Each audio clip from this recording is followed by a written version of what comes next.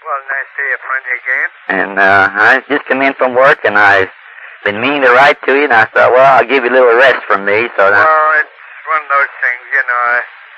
This damn sugar's up and down again. And you're so busy, so I thought I'd just give you a buzz on the phone. And well, that's sweet of you. Missus? She's fine. Good. Of course, she's in bed. I just come in from work. She goes to bed. What time is it there? See, here it's 10 minutes to 12. Oh, 10 to 12, It's 10 to 9 your time, isn't it? It's 9 o'clock. Yeah, well, it's 10 to 12 here. She goes. She usually hit the sack pretty early, and so I told her she called me at work earlier this afternoon. I told her I might, call you tonight. Well, she says if I did, to send you and Anita her love. Well, thank you, and please remember us two and two. Well, she thinks the road you both as well as I do. Well, that's sweet of you. Well, how's everything otherwise? Well, everything's all right. Busy as heck, boy. This is our busy season, and we have problems at the station. I've been putting in my normal. Are you getting that Les Crane show? Yeah, I was going to ask you about that. I saw it the other night. I heard it was going to be on. Of course, I work for an NBC station. Oh, I see. So what I done, I took a TV set up there to watch it. Oh, I see. And I wanted to ask you some questions on that. Well, one thing, like Hal Roach said that was the wrong house. That was a lot of baloney. I figured that. Well, certainly. The guy, what does he think? We were a bunch of nuts or something?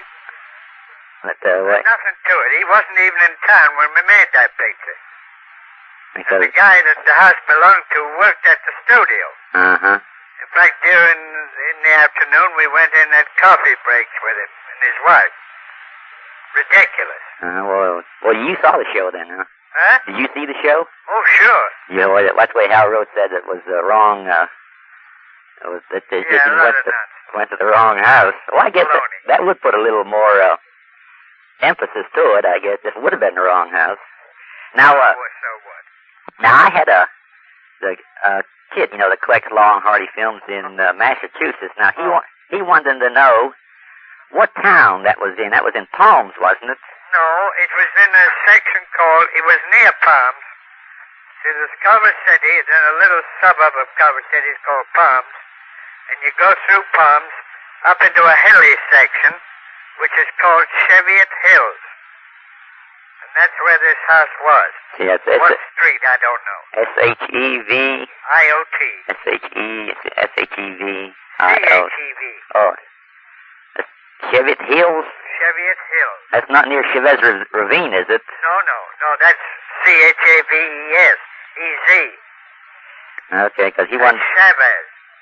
He wanted to know where it was at, so... No, it's near Culver City, near Palms. Well, now, also, the plot of that, was that actually supposed to be you selling Christmas trees in July, or... Yeah, we were a couple of salesmen, and some guys talked us into selling Christmas trees.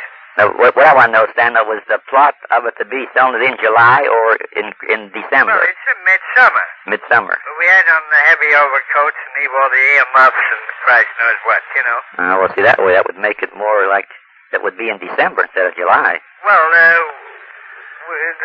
think there was a title on there, in effect, that we were selling Christmas trees in July. I have the print. I don't recall that being. Well, we thought it was kind of screwy, But they advertise it that way. They advertise it selling. Who the hell would buy a Christmas tree in July, Yeah, that's what I was wondering. Well, that was the humor of it. And wonder. And as far as that goes, we intended to go from door to door. We only went to one door, and then where the hammer routine was. That wasn't in that night. Well, you went to two different doors. The one you went where the lady didn't want any. That's right, for the hammer we finished up. And then you finished with the hammer, then you went to Finn's place. Yeah, which was next door, but we rode round the whole block to go next door. We could have walked, Yeah. And then that's where we encountered Phyllis. Well, we started out, the idea of the script was to go from door to door, and something happened at each house. But this thing with Finlayson started developing, and we ended up making the whole picture right there. Well, that was really good. Well, it just happened. We felt it would hold up, So we continued and said to hell with the rest of it. And what made me laugh was the first house. The first part you went to, the lady answered the door. Yeah. And then you said that would your husband want to buy one? And she said no, that she didn't have a husband. He said, well, now, if you had a husband, would you want to buy one? And you get the door slammed in your face. Yeah, that's right. Yeah, I remember. Also, now, on that, that guy, Chuck McCann, that was on there. Yeah. Well, now, the way he says, he has every Law and Hardy film made. Well, I don't know about that. I just he may wondered. have it that. Because he had the show on a station in New York, a local station. Uh-huh. And they ran Law and Hardy for over 3 years. So I was wondering whether he really had them all, or... It's possible he could have them. It's very possible.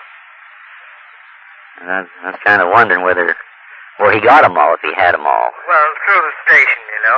Yeah, I tried to get them. You can't get them. They won't sell them to you. Well, maybe he had a little bit of weight or something.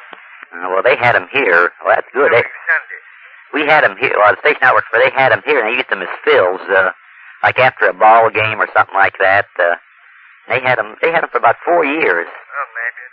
You know, these, all they had was all shorts, and also where they cut the features into shorts, 2 and 3. McCann he has a couple of dummies.